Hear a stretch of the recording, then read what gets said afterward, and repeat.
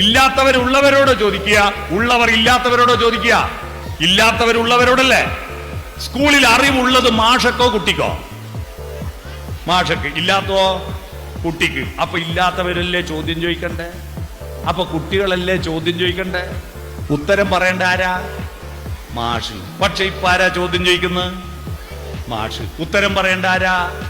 കുട്ടികള്. ഉത്തരം അറിയെങ്കിൽ നിങ്ങൾ സ്കൂളിൽ പോവുക? ഇല്ല. പിന്നെ ഏത് ഉത്തരം മാഷ് ചോദിക്കുന്നത്? നികേത് സ്റ്റേജിലേക്ക് വന്ന വകയിൽ എന്റെ ഫോൺ ഞാൻ നികേതിന് കൊടുത്തു. ഞാൻ കൊടുത്തോണ്ടും വാങ്ങി.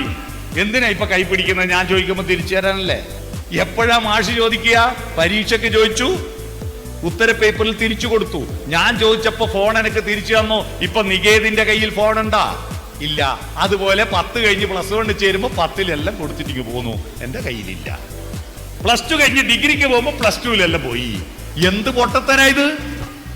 അതിനു പകരം ചോദ്യം ചോദിക്കുന്ന കുട്ടികളാവുക.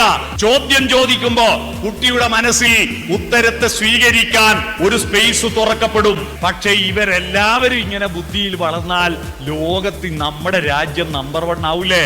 അതിനു വേണ്ടിയിട്ട് നമ്മൾ അങ്ങനെ വളരണ്ടെന്ന് വിചാരിച്ചിട്ട് ഒരു സാധനം നിങ്ങൾക്ക് എല്ലാവർക്കും കൊടുത്തയച്ചിട്ടുണ്ട്. ഇവരതും നോക്കി ഇരുന്നോളും, എന്നാ പിന്നെ ബുദ്ധി വളരൂല. ആ സാധനാണ് ഈ സാധനം.